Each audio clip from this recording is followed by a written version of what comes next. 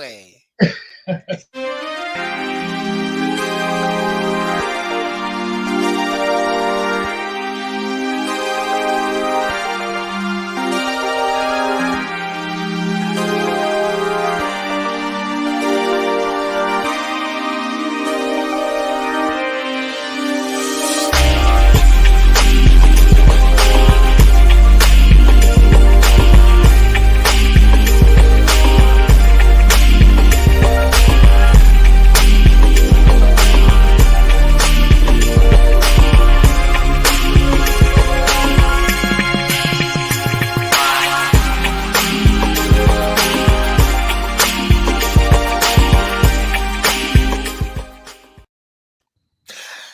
Hey, yo, what is up, everyone? Party people in the place.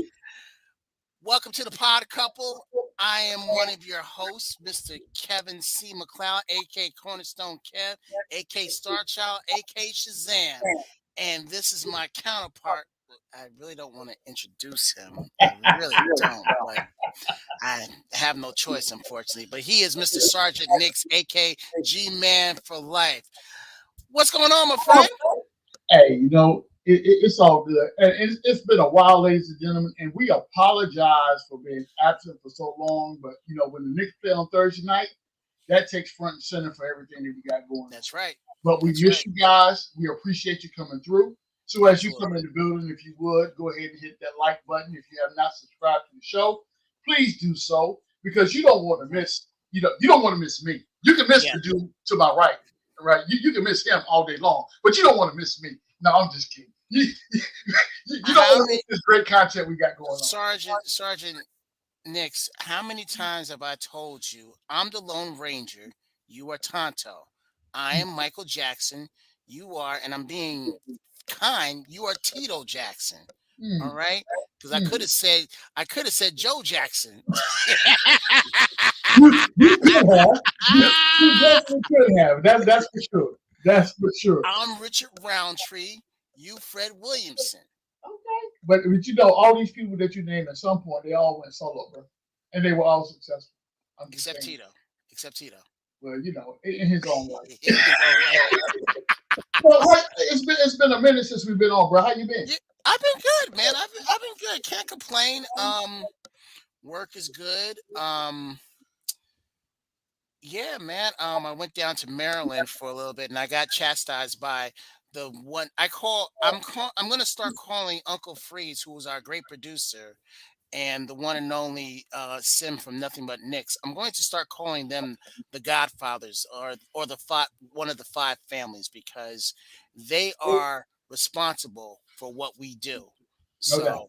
So, No doubt. so Don Don Sim got on me because I was in his area And then stop by. and didn't stop by.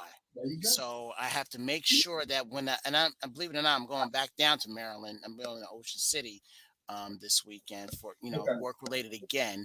But I got to try and make sure that I stop by to see the one and only Sim from Nothing But Knicks.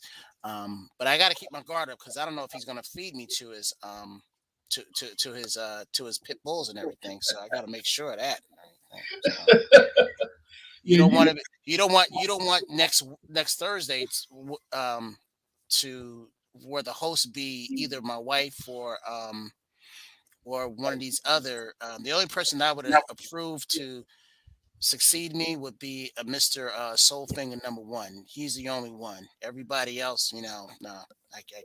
No. Well, every day that you step out of the house, you like a big piece of beef jerky anyway. So make sure you stay away from those dogs, brother. Make Yes, sure you stay away from those I'm going dogs. to stay away from those dogs. No doubt. Absolutely. No Yeah. doubt. So, No doubt. but other than that, that's about it. We got a lot to get into. No doubt. Um, I've I'm not happy right now, and I haven't been happy for a while. Even in the wins, I'm not happy. So what? I guess the question would be to start off. What upsets you the most, or what gives you the most cause for concern at this Well, overall, I've had a feeling of false hope. point? Okay. Well, not really false hope. more of false vision. Okay. And the reason why I say that is because I picked this team to, and I know the chat will probably see me. I can't see their comments, so that's probably a very good thing. But I picked this team to at least contend for the Eastern Conference Final. Ooh. I dreamt, I dreamt Okay. of this team going to the NBA Finals, Okay. and that has turned into the biggest 360 that I have, have ever witnessed. Now, to be fair, to be fair, it is still early, Right. but we've said, you and I have said on many occasions that we were going to give this team 20 games to see where we're at. That's a fact. It's been how many now? It's been 20 plus probably. Yeah, we are 20 plus easily right now because Yeah, at the 20 game mark is when that Kimba situation took place. yeah, and we'll get into that as well. Hmm. But I'm it's a 360 that I don't have that same feeling that I did in the beginning of the season. When I went to that, it's been well documented that I went to the game with the Nothing But Mixed crew, where I saw Steph, I saw Anthony, and all everybody, and Sam and his wife and all like that, and we were at that game, and they pulled it out in double overtime. We didn't care that they pulled it out in double overtime. We cared that they pulled out the game One game, right? against a team that we thought was superior to At the time, us at the time. right? Okay. And then the next game, they beat the snot out of an Orlando team in Orlando. Yep. That happened. So when that happens, when you beat a team like that, there's something that's supposed to go on, and the team that's gotten beaten in their mind that, man, we just got walloped. It might have we will lose the next game, but it will give a better effort. Right. Okay. And that turned around completely. They came to the Garden. The Magic came to the Garden and beat us on our home floor. That happened. And they didn't do it once; they did it twice. That's a fact. That happened. Twice, and I did not see that coming. I didn't see neither loss coming, especially at home.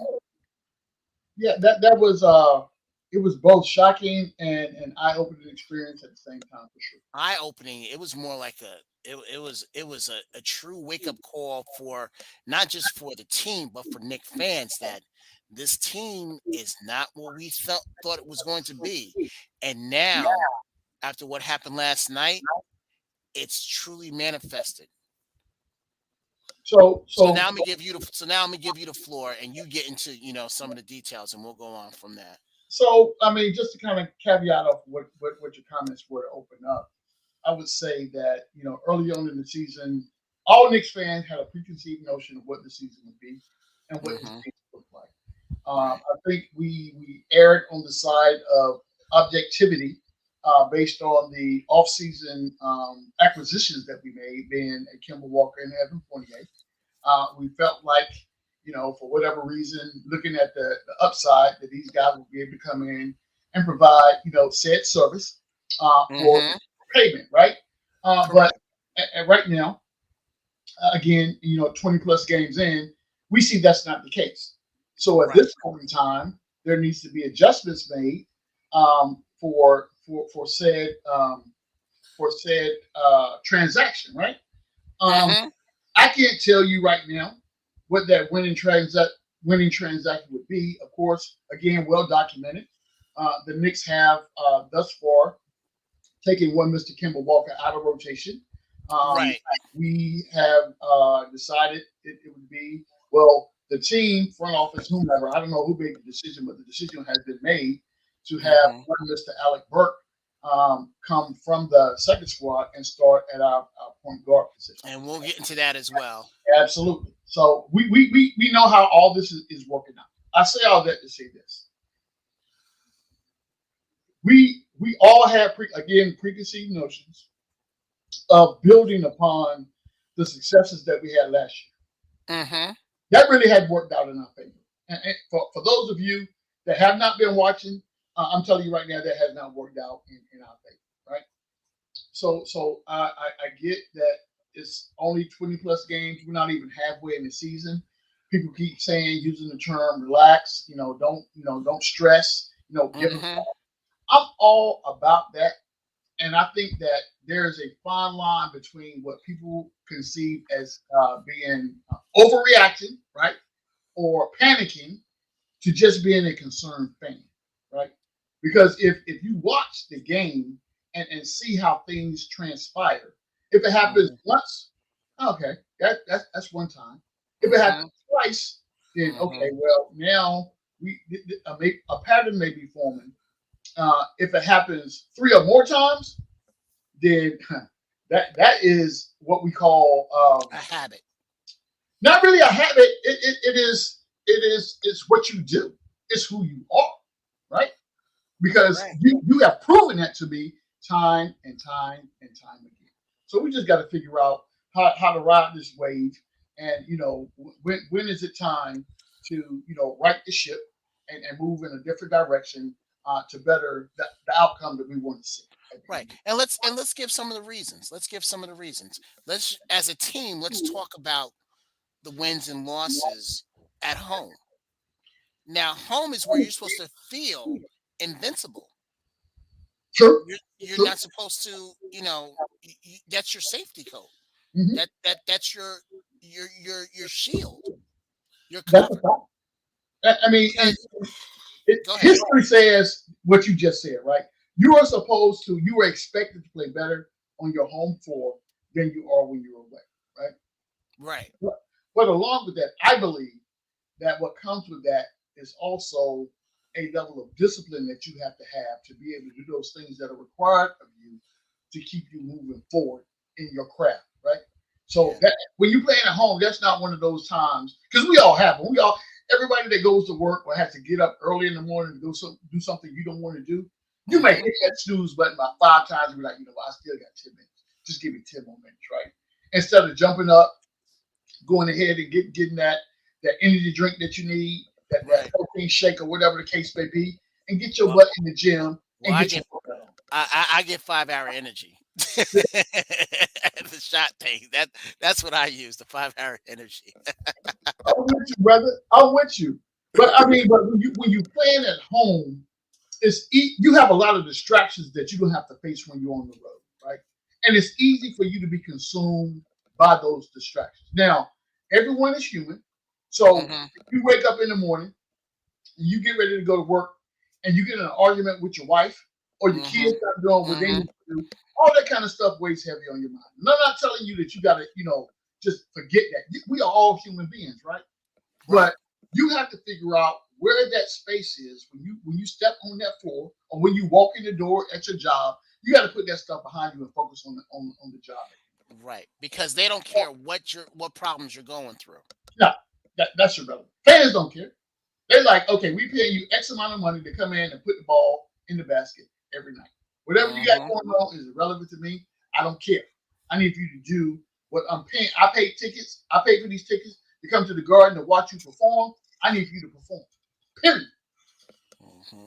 Everything else, we don't care about it. And Tibbs kind of alluded to that in his post game conference last night, where he talked about everyone plays 82 games, right? Hmm. Everyone's schedule is going to be waffle. At some point, the schedule is easy. At some point, you have back to backs. At some point, you just have to play, these high caliber teams night in and night out. But Right. every night that you show up, I need for you to bring your A game. Exactly. And the thing about G man, what you just said, when you're at home, that's supposed to be your A+ game. Yeah, Because again, you're playing in front of your fans. that's right. That's right. Your fans. You're playing in front of the glitz of Madison Square Garden, Celebrity Row. Yep.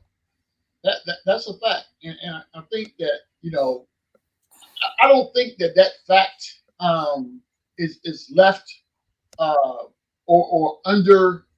underestimated or undervalued by the people that's on our team right now. Mm-hmm. Mm-hmm. I think also that some of those guys maybe the bright lights are maybe too bright for them. You know what I'm saying? Maybe that media scrutiny that they face, they kind of shy away Yeah, from. because let's be real. Because let's be real. They played they played in arenas without fans.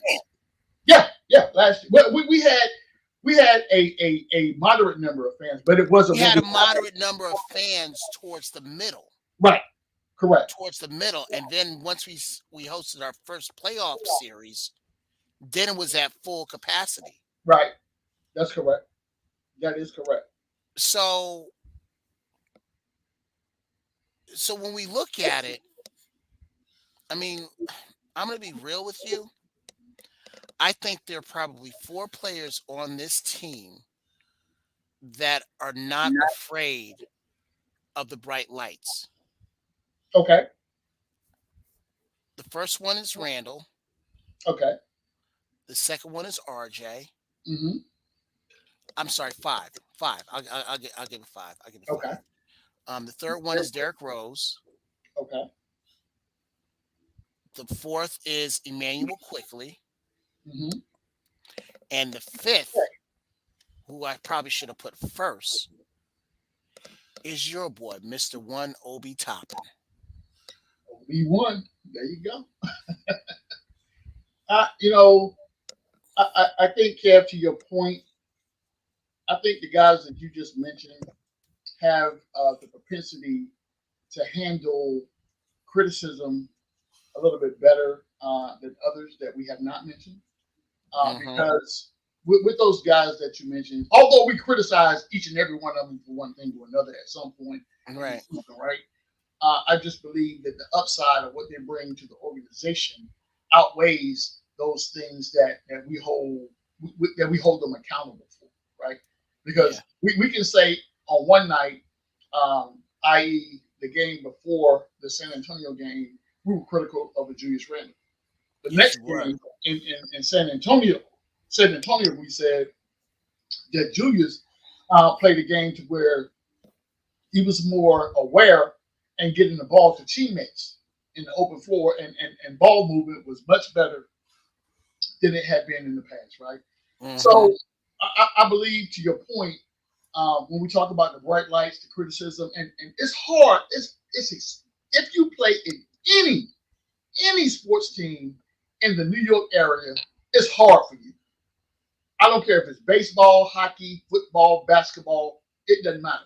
New York breeds a special type of fan, and everyone can't handle that criticism, right? So if you're They coming from a can't. small market team, and you're not, if you're coming from a Orlando, right, Mm-hmm.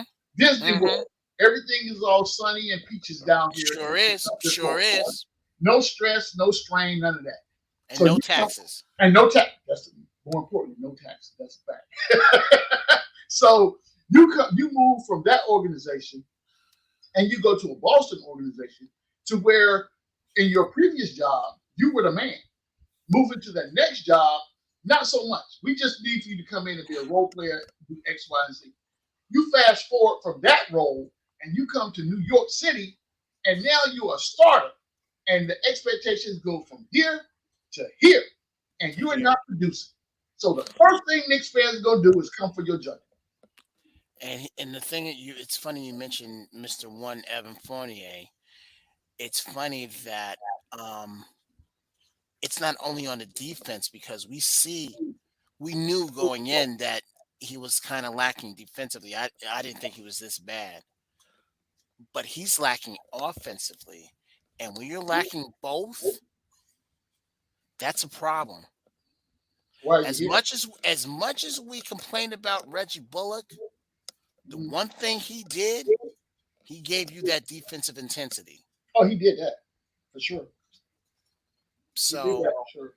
when he signed with Dallas, and then I heard that we were getting Evan, I didn't mind. In fact, I was happy. You remember I was Yep. real happy. Yep. I was real happy. I'll say most fans were optimistic on that move. Very optimistic. Mhm. Because I was even trying to paint him as saying, well, he's a decent defender. He is darn right awful. Trash. Trash. Trash. A And I dumpster don't fire. and I don't like saying that about our players, man, because we're I'm supposed with to you. support them. But and then we'll get into what he said last night. Yeah. We'll get into that last night, just in case if anyone didn't hear.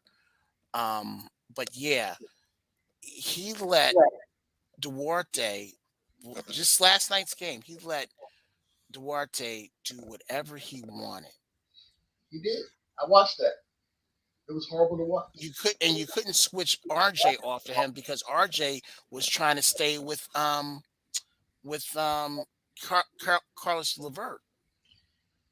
So, you know, that right there, I'm telling you, Kev, I'm at this point right here, right now, right? And I hear Chiz when he talks about, one person cannot, play defense alone. It's a team game, and the team relies on one another to stop different individuals, right?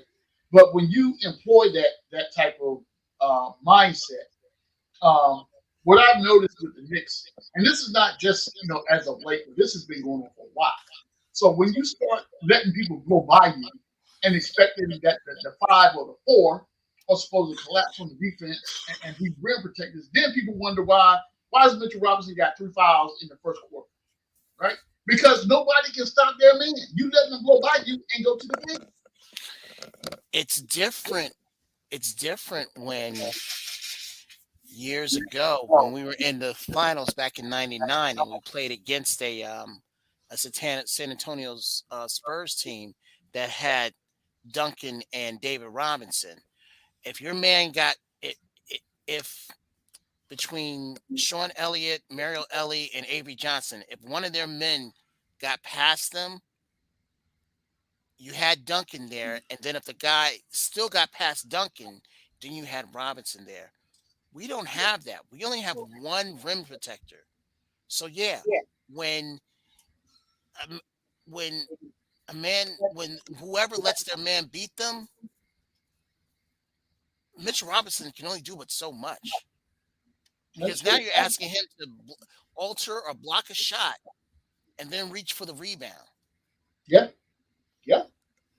It's definitely a lot. It's definitely a lot. And we're, like you said, we're getting into the specifics of these individuals that we're talking about. But overall, Kev, I believe this, right? I believe that we are at a point right now. G Man has seen enough to know what it's time. It's time for change, Kev.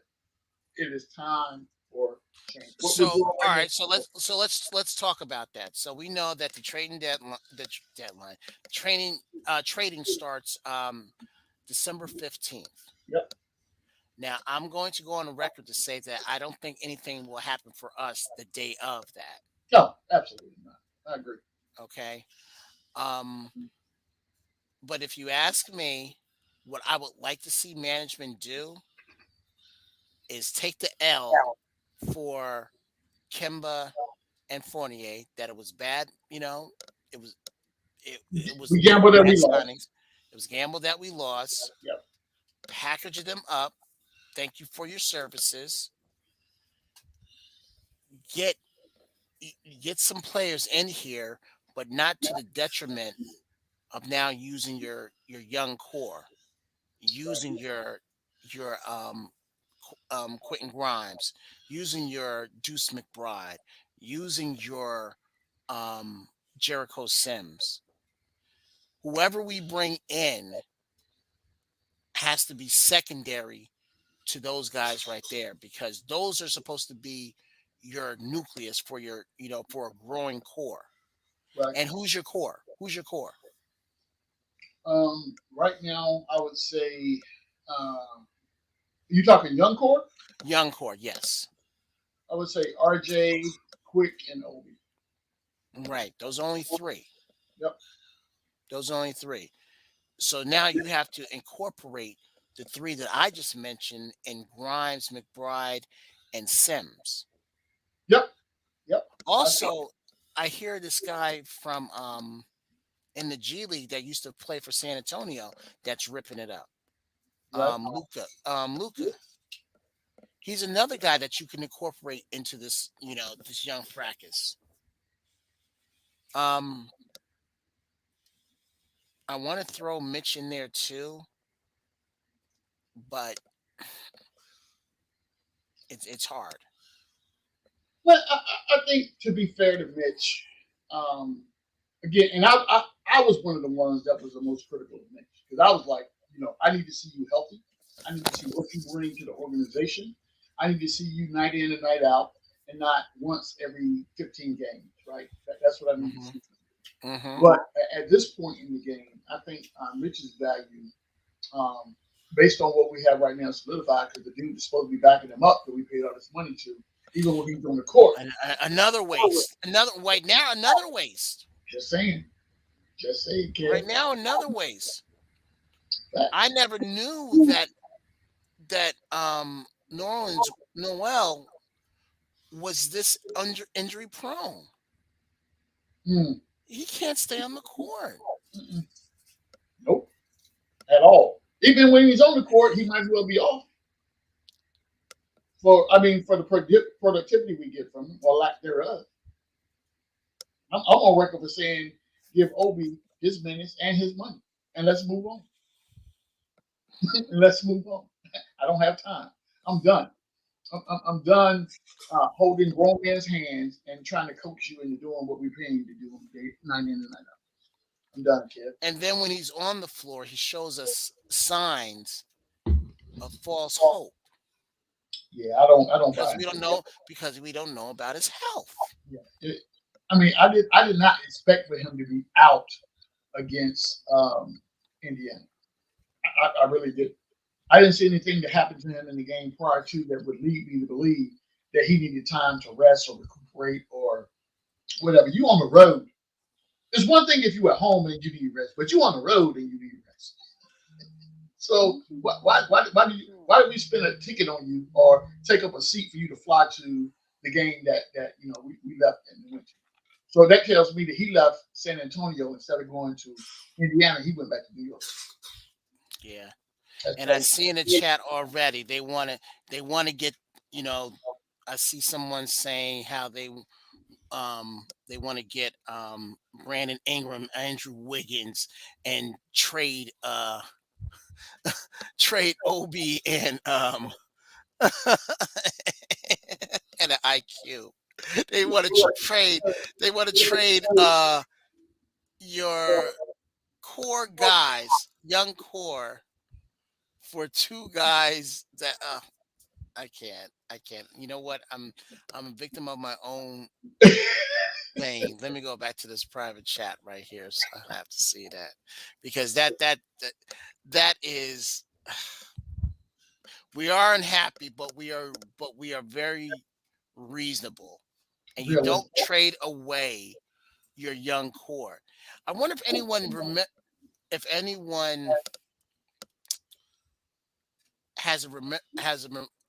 remembers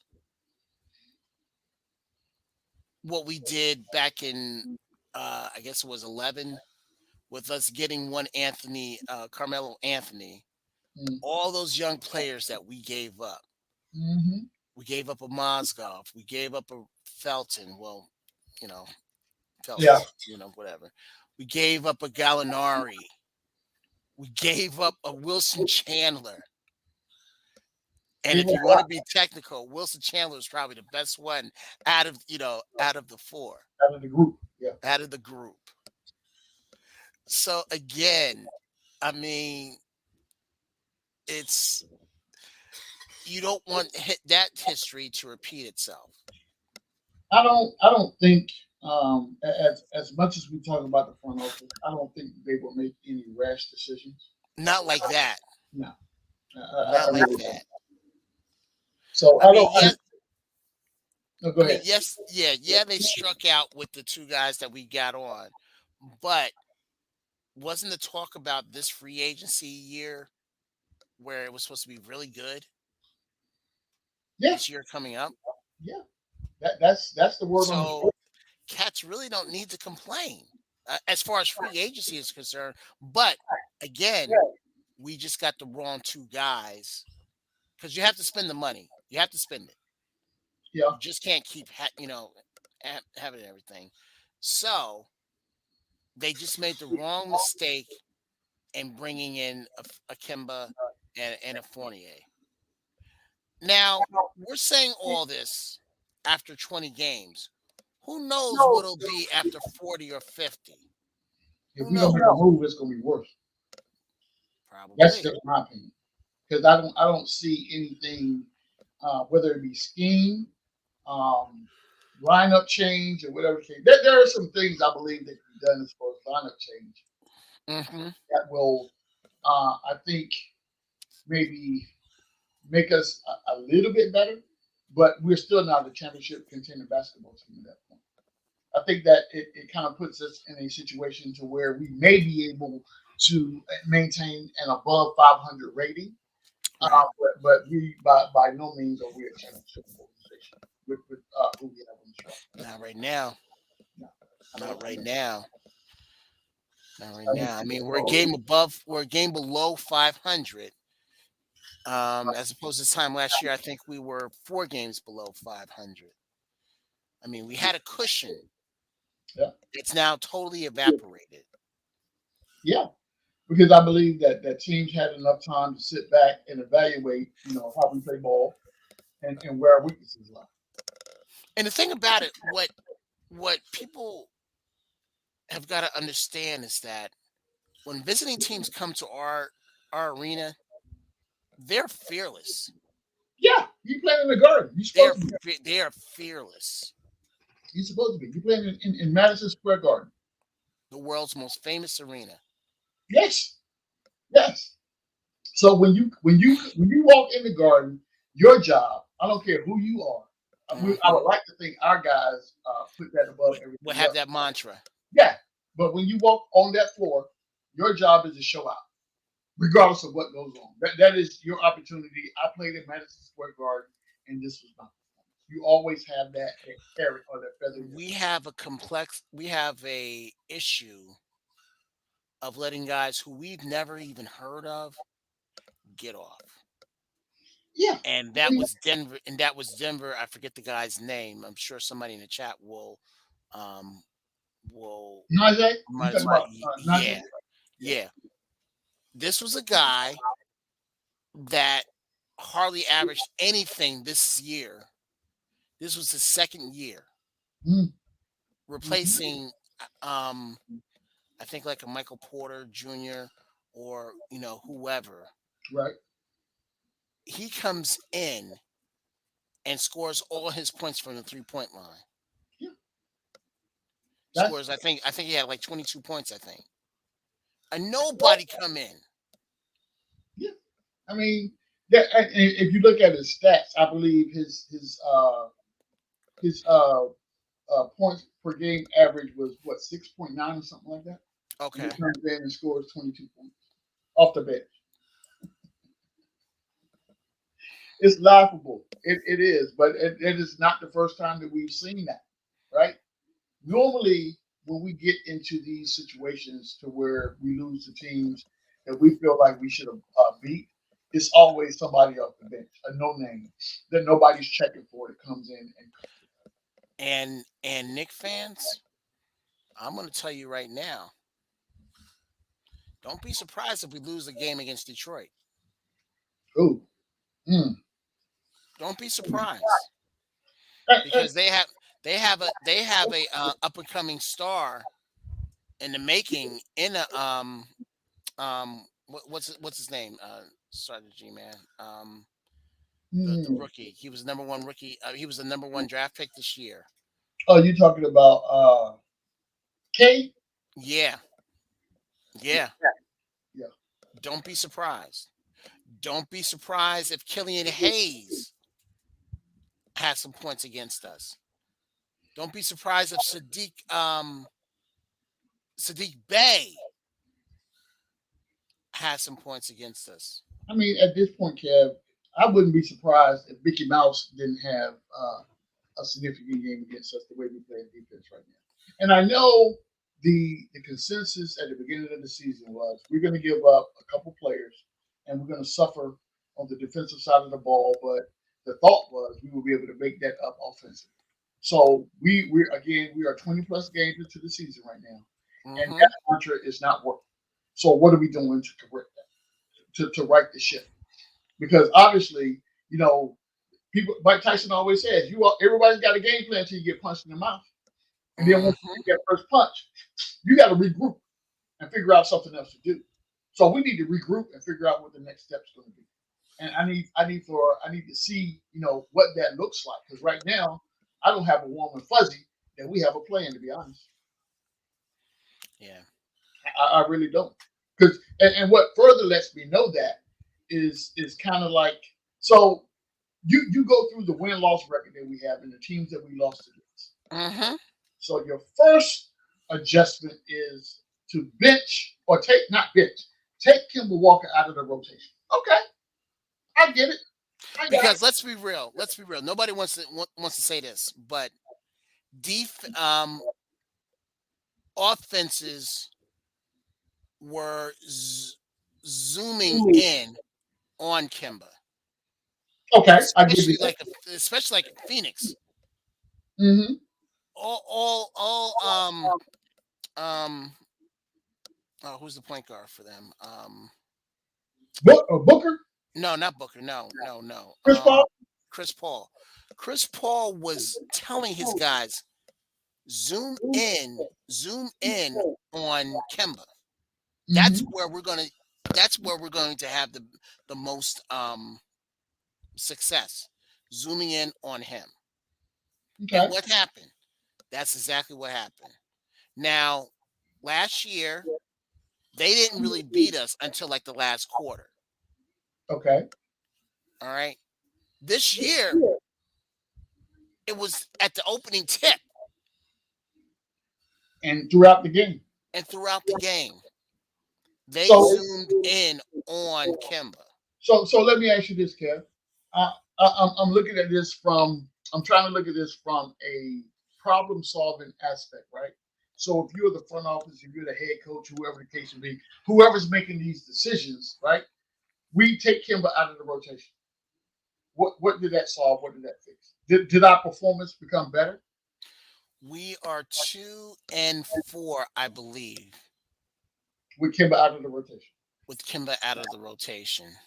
The Mhm. games we won, we beat Atlanta and San we beat Antonio. San Antonio. Yeah, that's it. Our losses, New Brooklyn. I was about to say New Jersey, but so you can see where I'm going with Yeah. that. Yep.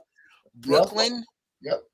um, Chicago, Mm-hmm. Denver, Mm-hmm. and now Yeah. Indiana. Okay. So let's back up before the Indiana game and before the San Antonio game. So the head coach of the New York Knicks comes out after the whole Kimball Walker taking him out of rotation, whatever case he says, that we have further adjustments that are going to be made. Right? I thought I thought he was talking about RJ after that nonsense that he came on TV and spouted out. Right? But Right. instead of doing so, he decided it was a great idea to take one Mr. Mitchell Robinson out of the starting lineup and insert a Nerlens Noel. So Mm-hmm. these are the two decisions that the organization has made in order to make the team better. How did that particular move work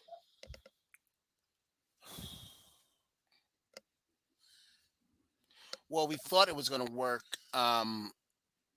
good because we after what we saw in San Antonio, out? Mm, I saw a more active Mitchell Robinson okay. because he had I think he I don't know what we did as a team, but he had Yeah. 12 boards And 11 points. and 11 points. Yep. And we never get that kind of offensive contribution from Mitchell. Production, right, exactly. Right? Exactly. So, on that sense, I thought that we found something. The next day,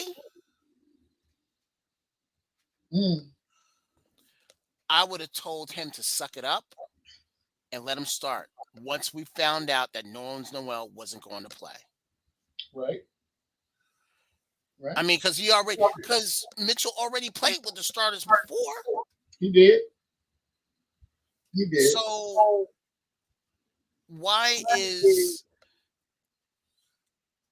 Tibbs going to put in a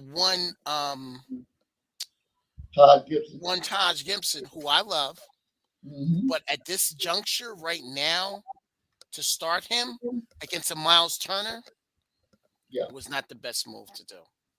I mean, I think that's a part of saving face too, because the night before you just told me I'm not good enough to start. And then the very next day you will come back and say, "Well, I want you to start." Come on, man. I'm gonna But be but looking see, at this but knowing who I'm going against with a Miles Turner, who every Knick fan wants. Let's be real. Every Knick fan wants him. right? All right. If I know that it's going to be him, I want to put my best player up against him.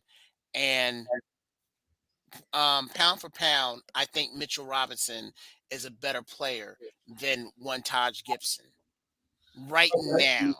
So, Right now. so, so to counter that argument, if I'm Mitchell Robinson, my question to you, Coach Tibbs, is why are you taking out in the first place? If that's your belief, why am I on the bench right now?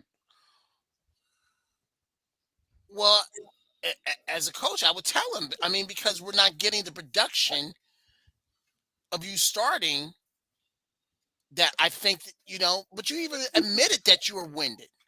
Right? But Okay. now all of a sudden, Coach, you want me to start again? Right, because I'm down a man. Because I'm down a man.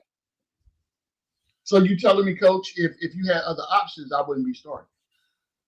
So if what you're telling me, Coach, is if Nerlens Noel was healthy, we wouldn't be having this conversation.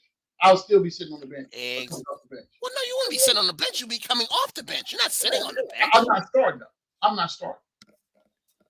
Get healthy. I am healthy. I'm healthy. You bench me not because I'm. But I'm he not. even admit. But here's the thing. He admitted. Mitchell admitted that his conditioning wasn't there. So if you're saying that, and I'm seeing that, then it's losing me games. I got to find some way so that we can win games. I mean, because let's be real. Let's be real. Even though Tibbs is the head coach, and it doesn't look like he's going to be going anywhere for for a while, he still has to win games. Okay. So he's going to put the best. Well, we hope. I should say we hope. We hope that he'll put the best players out there to help us win. Okay. So you know my saying, right? Hope is not a strategy at all. Not even almost. I say this. I say that Tom Thibodeau makes the coaching decisions or lineup decisions. Let me be clear. I don't want to say coaching decisions. Let's talk about lineup decisions. I believe he makes lineup choices based on who's healthy and in his mind, who he thinks at said position would give him the biggest bang for the buck, right? Now we have seen on numerous occasions this is not even almost remotely close to the truth, right? We have seen missteps time after time after time again. On those off chances, i.e., the San Antonio game, when things kind of work out in the team's favor, now all of a sudden, oh, Tibbs is a genius. No. What happened in the San Antonio game is this. Prior to the game, you go on national television and you chastise on national television one of your key pieces on your roster, right? And in the same breath, you come back and you kind of throw a side-eye comment at your five, right? So in my mind, what happened in the San Antonio game is one Mr. R.J. Barrett and one Mr. Mitchell Robinson came out in that game and said, you know what, Coach? We about to show you. In spite of what you think you know, we about to show you up right now. And I think that's where the players kind of rallied around those two and tried to feed them the ball. They had the shot going. Again, when's the last time we saw we got 11 points from Mitchell Robinson? When did that happen? Before. RJ is out here, doing his thing. You know what I'm saying? And again, we're talking about San Antonio. So that's not really a good metric in order to gauge the performance of the players that we're talking about. Because the very next game, Kev, 24 hours later, these guys reverted back to what their normal routine was without even skipping a beat. Without even skipping a beat. Mitch still came off the bench, even though we started Taj, and was uh, the performance was left things to be desired. The same with RJ Barrett. You know what I'm saying? And then we go right back into the same thing to where we see people falling back into that whole. As soon as you cross half court, there's one pass, Cal. I don't know who, regardless of who brings the ball up. Sometimes, if you're lucky, you get one pass. But as soon as that ball touches somebody's hand, that individual immediately goes into dribble. Hope I can come off the screen and I'm gonna shoot a jump shot. Right. And that doesn't work because your shot's not falling. Right. Your shot's not falling. So when your shot's not falling and you're behind about 15 points, now everybody wants to come down court. And as soon as you cross half court, what do you want to do? Jack up a three. Or Kev, you get the basketball in your hands with 15 seconds on the shot clock, and you dribble it until there's 3 seconds left, and you got to take an ill-advised shot, or you make an ill-advised pass to create a turnover. Stop playing with me right now. And how, as a head coach, do you allow that? If I can see that way down here in Tampa, and you playing in California or Indiana or in New York, I don't care where, I see that myself. And you just stand there and you want to continue to berate the referees about fouls.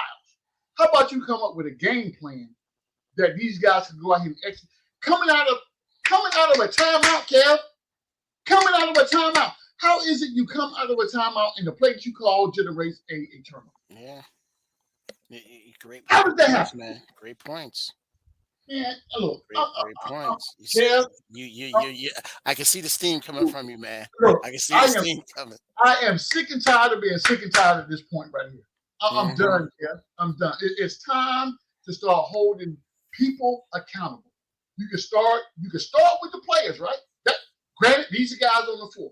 But I'm telling you right now, they got to have a support system. And the support system is the coaching staff.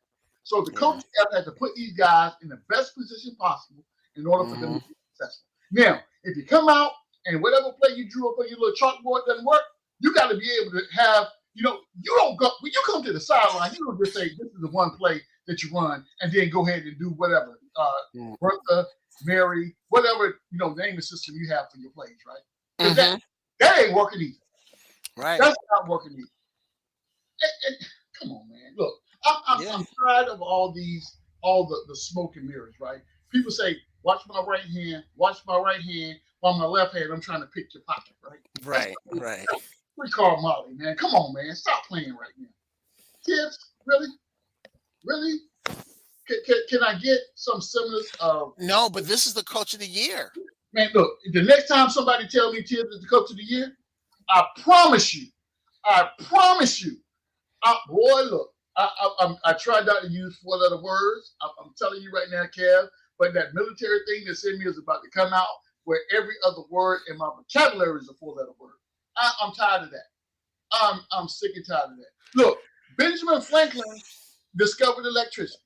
How relevant is that for me today? We had electricity for how long? I don't care who discovered it. All I want to know is when I hit the light switch in my house, the lights come on. That's all that's important to me. Oh my God. That's me with all that. I ain't got time for that, man. Ladies and gentlemen, boys and girls of all ages, as you can see, my co-host is very salty. It's not even salty. I'll call it peppery tonight. I ain't got time, kid. With our head coach. And he makes some valid points. My problem with him, which you probably have already talked about. What? Joe was the fool in the chat. He got jokes. He put in the chat. He said, "G-Man, Tibbs was the coach of the year." He wants you to do something. He got jokes. I see you, Jarvis. I see you. Salute, my brother. Salute. The thing I'm upset with him about is he handpicked these guys, the rookies, out of the draft. He handpicked them. He picked Grimes, he picked Jericho Sims, and he picked McBride, That's the narrative. I agree. and hasn't used them to the degree that that would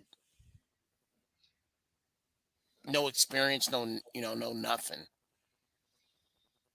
Yeah. I have a problem with that because So, these are guys. These are not guys that were picked by the organization.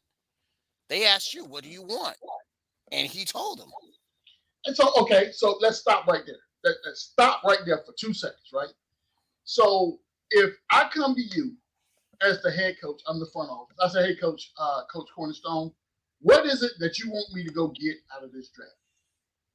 And you tell me what you want a shooting guard because I'm guessing positioning. You want shooting guards, you want wing players, you want someone that can come in at the five. I'm guessing because that's what we picked, right? Mm-hmm. That's what we got. Okay. So, Kev, once again, Mm-hmm. I am not the brightest light bulb in the set of light bulbs that's in the little set that you get, right? When you go to Walmart and buy light bulbs and you push the one out the end and replace it, Well, a it's a couple little things. dim. I'm a Couple little things. dim. Couple things. I don't go to Walmart. I go to Target because I have money. I'm sorry. My bad. My bad, big time. My bad, big time. Look, I'm a Walmart shopper. I know what those little signs mean at the end of the aisle. I'm sorry. Everybody ain't able, Kev. I go to Target and Sears. No, wait a minute. Sears is out of business. I was about to say that. If you found the Sears, that means you've been searching, my brother, and they probably got a going out of sale or going out of business sale that you're going to shop at right now. Well, I do go to Kmart. No, they're out of business too. See, there you go. There you go. There you go. Stick to online, Kev. Stick to online. But no, I agree with what you're But saying. what I'm saying is this, right? How many times are we going to have to go?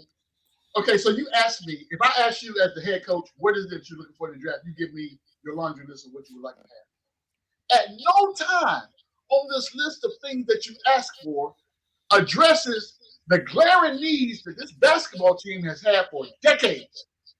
Decades.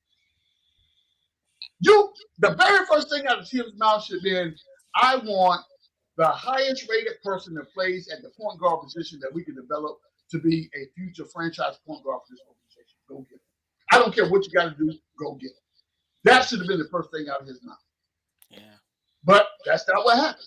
And then immediately after you do that, go get me a substantial person that we can develop into that small forward position. Anything after that is great.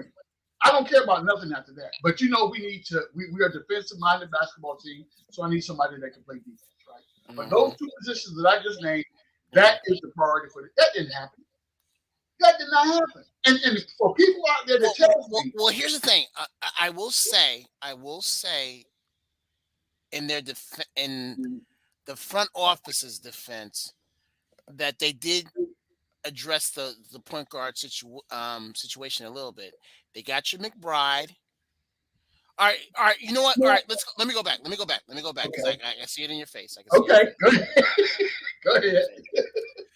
They didn't address the point guard, the star point guard. When I mean star, I mean like the point guards that were high in the draft. Okay. All right. Okay. Gotcha. Okay. They did get you 2 point guards, one in McBride and one that's Chad, help me out with who we have stashed away in Spain. Rokas? Is that Rokas you're talking about? Okay, Rokas, yeah. Okay. All right. And don't forget who was my man that we cut, unfortunately. Oh, Luka? Yeah. Mr. Valdoza? Mr. Valdoza. So technically you had 3 point guards. You cut one. He was hurt. Yep, he was hurt. I got that one. The other one is stashed away. Yep, he's overseas. Yep, he's overseas. And you sent the third one, who I think had the most promise out of both of them, to the G League. Okay. I I can okay. Let me start by saying this right. I I mean appre- that's it right there. okay, That's the fact right there. okay. So um, my grandmother used to always tell me. She said, "Baby love, words have meaning. I mean what you say and say what you mean. So I'm gonna be very careful in how I articulate this next point. I can't Right. wait to hear this one. So when I tell you that I need for you to address a floor general type individual that can come in and run an offense. That's what I Hmm. need. You're not gonna get that out of the draft, Kev. That's not gonna happen. You can get somebody that you can groom, and later on as they play behind, the person that you bring in, you address that situation. As far as I'm not expecting for us to go get a person out of the draft that could come in year one or year two and change this organization around. That would be ludicrous to me to think that would happen. And you only have your John Morant's on. That's a generational talent, right? That type Yeah, of person comes along once yeah. in a generation, Once it, and yeah. and we never get them. Let's be honest, we never get that kind of individual, No. right? But at the same time, you can the four individuals that we drafted, we got them good. We can hopefully we can develop it and they become great basketball players, right? But every move that you made from draft night to the beginning of the season, at no point did you give serious consideration to going out and getting me a floor general. What you tried to do for me is again, you got me for Christmas. I got this big box under the tree with wrapping paper on it, right? But inside that box is another box, and inside that box is another box, and inside that box is another box. So where I get a box that's about this big, and inside that box is some Hershey's Kisses. He said Hershey's Kisses, not Nestle's Crunch. Those Nestle Crunch bells. Hershey's Kisses, bro. Hershey Kisses. But look, to be fair, the Hershey's Kisses are wrapped in the holiday paper. So you got the green ones, the red ones, Yes, and the silver yes. ones, right? Yeah, the So you get silver that little ones. bell Yes, thing, that the commercial, yes. ding, ding, ding, ding. Yeah, you get that. Man, I ain't got time for that, kid. I do Is it not. different flavors or is it just milk It's chocolate? all the same flavor. You just get different wrappings. That's all. That's all it is. It's just cute when you put it in your little Christmas dish on the table and you keep smacking your kids' hands and say, "Stay out of the chocolate," because you know what it's gonna do for them. They eat that sugar and be running around tearing your house up. But anyway, I don't want to get distracted. But I say all that to say this: I need for someone in this organization to be an adult. I need for someone in this organization to make adult decisions on what's best for the organization. I don't care about feelings. I don't care about none of that. I'm past all of that right now. We tried the whole, soft hands, kumbaya, come here, let's hug it out. Let's all, get together and cry on each other. I ain't got time. I need for whoever is responsible to go out and find a legitimate floor general. Now, having said that, I'm also on record telling you that I don't want anybody that we bring to this organization older than at the oldest 28 years old. I'm tired of these retreads that we go out and get, bring them in here on the backside of their career, and think they're gonna come in and change this organization. I ain't got time for that. We watched that movie, right? Hmm. I sat through about halfway of it, then I fell asleep and I woke up at the credits. I ain't got time for that. I'm through with that. I need you to bring me someone that we can have on this team for a couple of years at least, and that's going to be an addition or an asset to what we're trying to build. We ain't doing that. For all those Hmm. that are the John Wall fans, I hear you. You know what I'm saying? But again, I say, what does John Wall do for us? What really? What does he bring to the table? I don't want them. I I don't listen, want them. I will say again for the cheap seats, I for don't want those them. that stepped away from the computer for a minute, for those that pulled the headphones off because somebody called them and you just put them back on right now. Let me say this again. I do not want an individual to come to this basketball team that's older than 28 years old or one of those retread players on the backside of their career, and you come here for what? You come here for a contract? I can see if we were competing for a championship and we needed that one piece to get us over the hump. I'm with you. I understand. Right. We Right. we are nowhere close to that. Not even almost any. Kev, stop playing with me right now. And it already started. Someone threw a dame in there. Listen again. I don't know how much clearer I can be. Right? I, big names don't excite me at all. Not even almost. It's about what can you do for the organization. I'm not talking about individual accolades. You come in here and you can score. Yeah, we need scoring. We do. But Because go ahead. because right now Cole Anthony would look great for us right now. Yeah, yes, yeah. But I mean, I'm looking. So I don't know if you were on early today when I went on my tangent and gave you who I wanted to see as a starting five for the New York Knicks. I don't think you were in the building for that. And people looked at me like I was snorting Campbell soup up my nose. Like, G man, I lost his mind. You muted, Kev. You muted. I see your lips moving, but I don't hear nothing coming out. I would be the same way. But instead of Campbell's soup, I think it would be the, Campbell's chunky soup. So you want to give me a brain aneurysm? Absolutely. So Absolutely. let me run this by you real quick. So, ladies and gentlemen, boys and girls, children of all ages, if you're in the building, please go ahead and hit that like button. And while you're in here, hit that subscribe button. And we gonna keep this thing moving, right? So this was my starting lineup for the New York Knicks that I would like to see rolled out tomorrow again. Was this the one that we talked about when we were Yes, talking the this morning? exact same one. Okay. Yeah, Okay. the exact same one. And for those that missed the morning drive this morning, I'm gonna go ahead and reiterate what this starting five looks like for you. Now, hold on to your socks, right? Because I promise you, I'm waiting for the chat to go crazy, right? Because I know they go, G man lost his mind. He done lost his mind. And I'm gonna give you not only the starting five, but then I'm gonna turn around and give you who's coming off the bench. Are you ready, ladies and gentlemen? If you're ready to hear this immaculate lineup that's about to pop off, let me see you put some ones in the chat. So while you get to Put a that, one in there. Put a I'm, one in there. gonna ask Kev this one question before I get to the lineup. Right? So Kev, I know you have expressed concerns about not seeing a McBride or Grimes or people like that not getting valuable minutes in the in the lineup. What do you think needs to be done in order for that to change? What if you had to name one or two things that we could do today to effect change in on that front? What do you think that would be? We need a Linsanity moment. When did Linsanity start? Oh my God, that was by accident. That's what we need. We need That was we by need accident. we All need to right. put him in by accident, because what really happened? What happened was Carmelo said, "Put him in. It can't hurt us. Right. Put him in."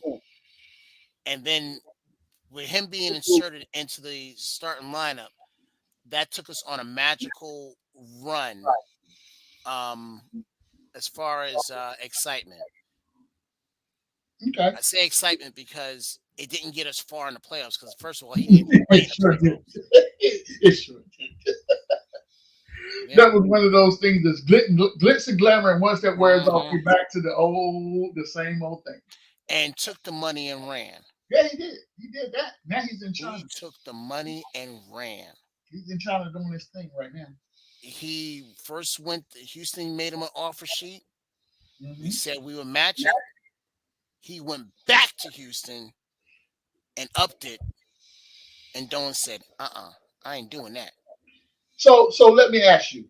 So are you saying the only way, in your opinion, that these young guys will get burned is because I'm guessing what you're saying it would be injury based because they're forced to play them, or maybe it's the last They'll, half of the game, last couple minutes of the game, like we had. no. All right, let's just call it what it is. All right, so what's name is already out. Kim is already out. Yep. If Rose goes out, Hmm. I think that's the only way he's going to get in. You talking McBride now, right? Yes. Okay, I got you. Yeah, that's the only way he's gonna get.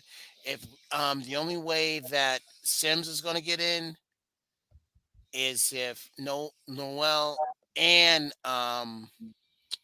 Mitch or Taj? Taj, if Okay. both of those guys are out, you're gonna have no choice. You gotta play Sims. I mean, you can always go small ball, but I get what you're saying. Yeah, you can, but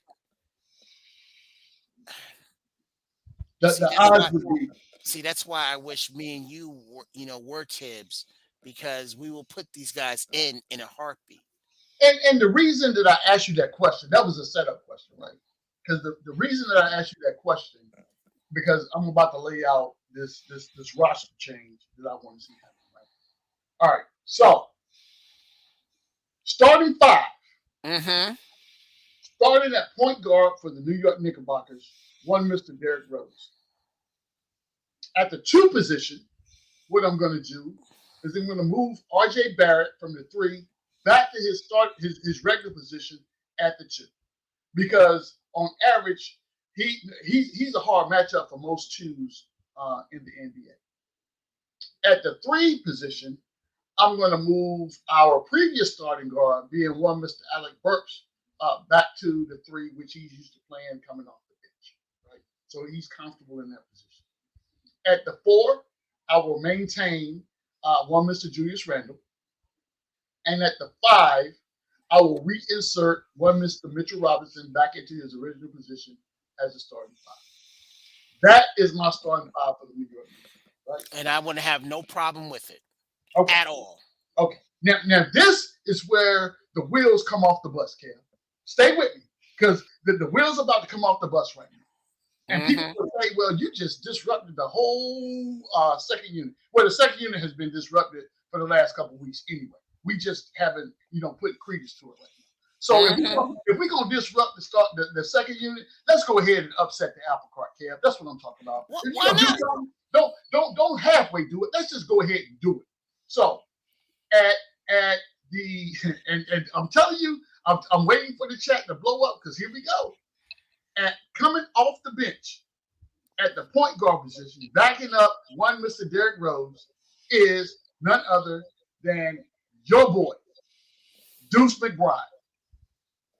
In the number two position, I got one Mr. Emmanuel Quinn. At the three position, I got one Mr. Quentin Grimes. At the four, I got no other than my main man, my mellow, one Mr. Obadiah Toppin. And at the five, none other than Jericho Sims. Now, having said all that, there's one caveat to that. In doing that, I also need to establish a person on the coaching staff that sole purpose is development of these young guys. We get the young guys play at the same time development. And people will say, okay, so we're not going to win any game. What you're telling me right now, G-Man, is you don't think we're going to win games. I'm telling you right now, I believe we are going to win games. I believe that as well, Kev. I believe that. Tibbs is not about that life of losing. I agree. This is not Fizdale. This is not Hornacek. This is not Derek Fisher. Listen, Kev. I would tell you this, right? I would tell you this. And the reason that I came up with that, because I was sitting around thinking, I'm like, well, what can be done that's different? So we keep making these little microscopic changes, thinking it's going to change the world. You got to upset the apple cart, Kev. So for all those people that are clamoring, they want the youngest to play, you get to see them play. And we've seen them play in this same configuration. Granted, it was in the summer league, but we've seen what it looks like. We have seen it in action. And if you put time and effort into these guys, and they understand what their roles are coming out, and I'm not telling you they got to play a whole quarter. That's not what I'm saying. Right. But with that starting lineup that's out there, we should not be playing from behind as much as we are right now. Exactly. You know what I'm saying? Exactly. It's not. I won't say healthy, but it doesn't do us good doing that every game. But that's what we do every night. I take that back. My wife always tells me not to speak in absolutes. Maybe not every night, but most nights. Most nights. That is what we do. right? You know what happens here? Here it is. Here it is. Here it is. In a nutshell, we'll have one quarter where it'll be a WTF moment. Yeah. Normally the third. For me, like yes, last night. Yeah. Last night. Third Now quarter. against um San Antonio, we didn't see it, which is a good, very good thing for a change. But Denver, it was the whole game. Right. For Chicago, it was the first quarter. Mm-hmm. And against Brooklyn, it was the third quarter, like Yep. you said. Yep. Yeah. I mean, If that's consistency, that's the consistency right there. That we continue to have a bad quarter, which will set us back. we have historically been bad in the third quarter across the board. That's a carryover. Historically, That's a carryover from last year. yes. We suck at the third quarter for whatever reason. And for the life of me, I can't really wrap my mind around it to figure it out because you've had an entire halftime to figure out a scheme to come out and play better basketball or have a different lineup going into the third. The counterman, the things that you saw in the first half. But And we don't. here's the other thing. And here's the other thing. You talk about third quarters. We have been historically bad on a matinee game. It don't matter when we play. We can play at 8 o'clock in the morning. It don't matter. But you see that we'll have a matinee game and we'll get our doors blown off. That goes all the way back to Allen Houston and Sprewell. And I don't want people to get it twisted. Right? I don't expect for us to go in and win every game night in and night out. No, but just compete and be there at the end of the game. Exactly. And that's all I ask. I think what my biggest problem right now is, other than the fact that we keep losing games that I don't think we should be losing. One of the things that concerns me is our inability to close out games. So when we are ahead of a team, we lack the ability to be able to put our boots on the team's neck and just run them out of the gym. Run them out the gym. I don't. But they can do it to us. Denver did it to us. Oh yeah. That happened. We were up 20. They said, you know what? Let's keep it going. Yeah. And we were down 30. And I'm glad I didn't see that. I'm glad I didn't see that game. I'm so glad I didn't see, because I would have had a heart attack with that one. Yeah, look, I'm gonna tell you, Kev. Again, when we talk about lineups and these lineup change, personnel changes, whatever the case may be, we have to hold these players accountable, right? But at the same time, they have to know what they're accountable to and for. So you can't continue to rotate people in and out and them not knowing what. Imagine you walking into your office in the morning, right? All right, and you have no idea what your job is that day. But the supervisor tells you, hey, Kev, he gave you 5 things to do, have not told you what the resources he's giving you to make it happen. He just said, go make it happen.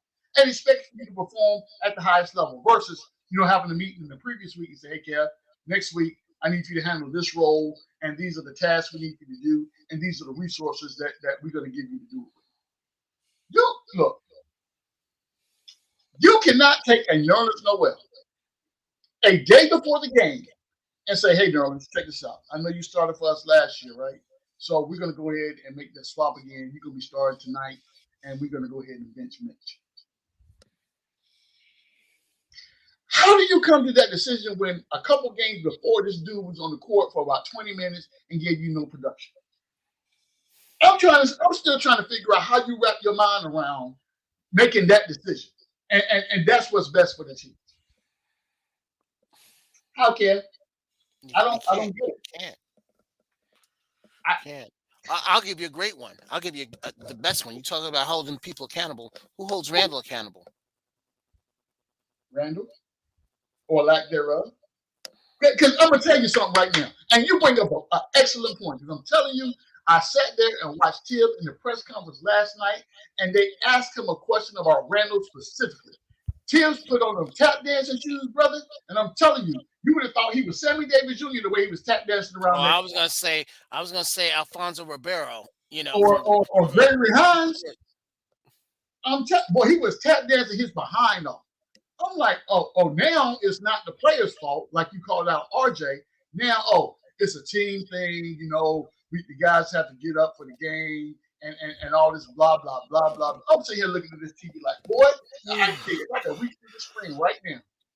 I would, oh my goodness, boy, oh my, and that's part of the problem, right?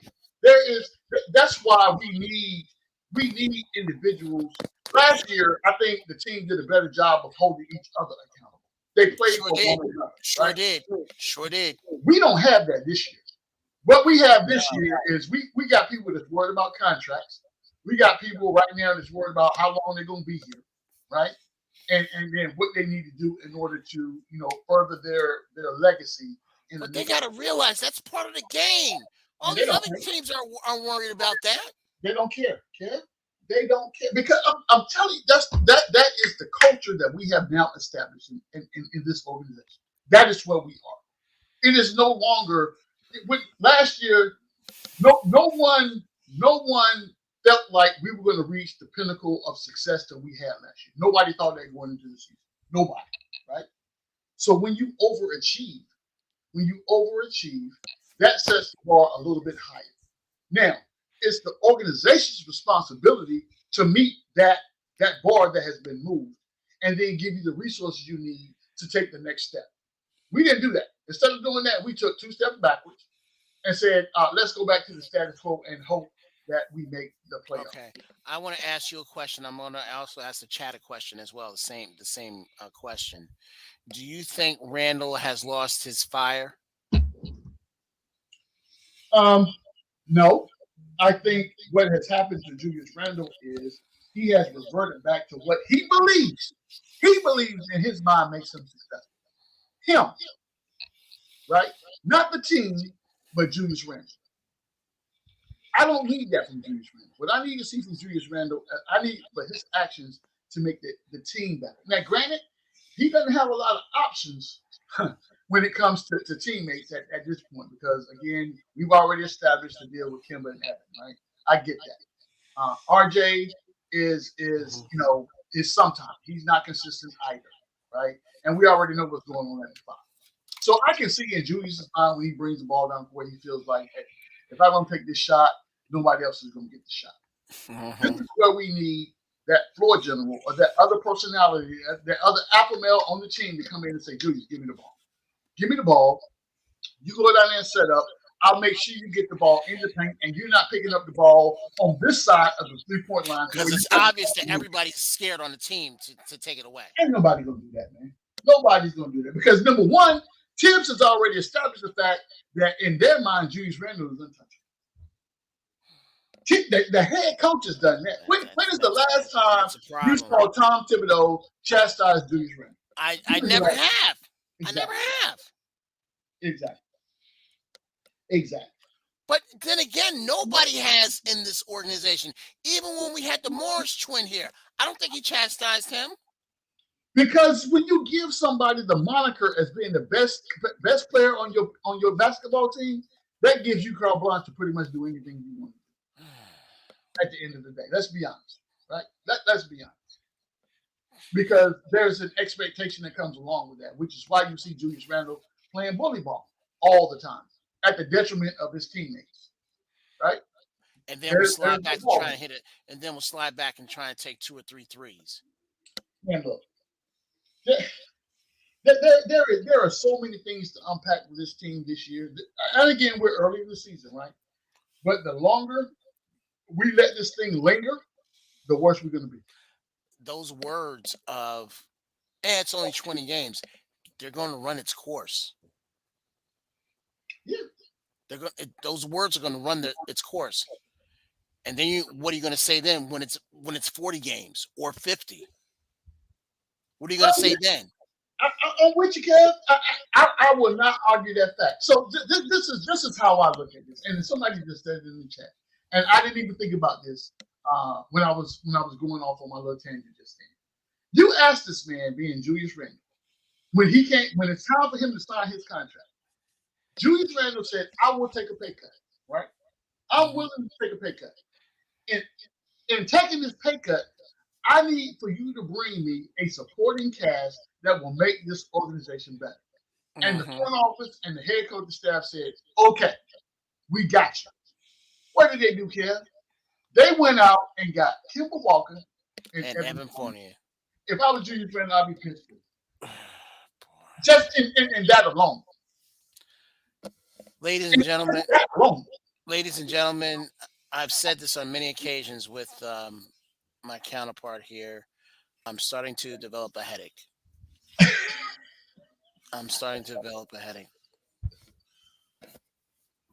I feel you, brother. Chat, if you would have told me, if anybody in the chat would have told me that after 20 plus games that we would be a game under 500, I would have said you're nuts. Yeah, it's easy to fall into that trap. It's easy. It is. But again, I need to see something from this organization that tells me that we are trying to move this ship. Well, you say you have to see it from the organization. I have to see it from the coach. Well, the coach is a part of it. I lump him into that pool of people. Okay. Right? Okay. Because no roster moves are going to be made without input from Tom Thibodeau. Let's be honest about that, right? Mm-hmm. So, and I don't want to absolve anybody from being held accountable for the decisions that are made. So I'm telling you right now, Kev, if the New York, and honestly, during this trading season that we're about to enter, I don't think we make a move. To be honest, I really don't. I don't think we make a move. I don't think so either. I don't. Just to be honest. But I will tell you this. Just like that lineup shift I just gave you, we need something with the assets that we have. Develop these young guys, put these guys into their original. Stop playing them out of position when you don't have to. I can understand injuries forcing you to do that, but these guys, we don't have to play these guys out of. Why in the same hell is RJ Barrett playing at the 3? Why, Kev? Yeah, I can't explain it. I don't get it. I don't get it. It makes no sense to me. And here's the other thing. You asked me earlier this morning who was their development coach. Development coach. Yeah, development. I found out that the Oriental. I'm sorry, scratch that. That was dumb. The Asian coach that's on our team. I forget his name. I'm hoping someone in the chat can. I know who you're talking about. That's the same guy that was the head coach for the. Yeah, he was head coach for the summer league. Yeah, he's their development coach right there. So they do have that going. But again, it don't mean nothing if you're not going to put these guys in. I agree. And I think just like when you talking about the G League, you actually contribute to what's going on in the G League, and you give them the resources they need in order to help be successful, right? I need for that to be the same mantra that you use when you're talking about developing this young talent that we have. Hey, bro, here's another thing. How did Pascal Siakam be such a threat for Toronto? They developed him, Kev. He was developed. He didn't come out of college like that. No. Not even almost. But he got a chance. Yeah, he did. And then lo and behold, every time you see a commentator, it's Pascal Siakam. One of those dudes that gives me fits every time I play. Every time we play against him. I mean, I'm just saying. We said at the end of the and I know we're about to come up on the hour. We got about 6 minutes left, right? Mm-hmm. But I will close my thought with this right here. At the beginning of the year, you have a thought? I always got a thought, yeah. Always. Well, it's kind of debatable. I got a thought. Here's my thought. Oh, here we go. Slow down, ladies and gentlemen. Be like Walt Clyde Frazier and get that just for men stuff to cover your. I like that. This is wisdom, Ken. Oh, this that's not wisdom. So Walt Clyde Frazier don't have wisdom? No, he's just afraid to let people know how much wisdom he got. That's all that is. That's his problem. That's one of them self what you call it, self-conscious things. I'm proud of this wisdom. It took me a long time to get this. But I would tell you this, brother. I would say this that moving forward over the course of the next couple of weeks as we go into this trade situation, whatever the case may be, Yeah. I just need for people to make smart decisions, understand where we are, where we want to go, and then make legitimate, cohesive moves to get us there. Right now, I don't think we got that going on. It feels like we just make moves for the sake of saying we made a move. Right. Right. I'm just saying. Right. Salute to everybody in the chat. We've had such great comments, going back and forth. Um, Main people that I want to, single out: Andre Bryant, Long Island Sound One, Kent Gurrier, Stanley Get the Oakley, Haitian. yes, Wilson Dang, Demore 914, Craig White. Right, kid. Right. What I say? I said right. White. You said white. Oh, so we're back to that again. Okay. Go ahead, Kev. I'm sorry. Go ahead. I ain't mean to. Geraldine McIver. Yep. Geraldine McIver. Geraldine. Our sister, Mister. Jeez. Boy. See what you're doing to me. See what you're doing to me. Our sister, Miss Stephanie of the Queen's Court. Please check out her podcast every Monday at, I believe it's 8:00. I had the pleasure of being on there, and she welcomed me with open arms. She is the queen. She is the queen. Right. You know what was that movie Hoodlum with Lawrence Fishburne and Cicely Tyson? Yep. She is the queen. There you go. She is the queen. Yeah, a few other people. Danny Landis. Danny Landis, Kev. Landis, yeah, that one. Yeah, Danny Landis. Okay, and Devon Fisher, Tabitha Hudson, Kaiser Suze 718. Kaiser Sose, Kevin. All right. Okay. Myth, MYTH, Myth. Quarter Water BX. I like that name, Quarter Water. Yeah, I like that. Quarter Water. Yeah. Did I mention Stanley Eskridge? No, you didn't. No. Okay. Yeah. Mr. Keyshawn. Knicks Nations 112. T. Williams. Our buddy, our friend, Mr. Cully of Nick at Night Podcast. No doubt. Mr. Sherwin, even though sometimes I 95% disagree with him at times, but thanks for chiming in. Sherwin M keeps you honest. He keeps you honest. Yes, indeed. And last but not least, Mr. Rod Tucker. Thank you guys so much for tuning in tonight. We really, really appreciate it. Without you, there's no us. No doubt. And we just appreciate it. I know we're going through some tough times, but in the words of Annie, the sun will come out tomorrow. No. Bet your bottom dollar that tomorrow there'll be sun. Oh my goodness. Just thinking about tomorrow. I'm sorry, ladies. There's where the cobwebs and the sorrow. I'm sorry. Till there's none. Oh my God. But I'm stuck in a day that's gray and weary. I just think of my boys and girls, and children of all ages. and say, Lord Jesus Christ. See what I got to do with? Hey, but on a real, ladies and gentlemen, boys and girls, children of all ages, thank you for coming out. Again, the only time we're not on air is when the Knicks have a game on Thursday night. We miss you guys. We appreciate the support. If there's no game, I haven't looked at the schedule, so I'm not sure what the schedule is next week. But if there's no game, we would definitely be here at 6:30 on the dot. So with that, Kev, my brother, I appreciate chopping it up with you. You know what I'm saying? I'll call you up at 4:00 in the morning, and you will get my voicemail. For sure.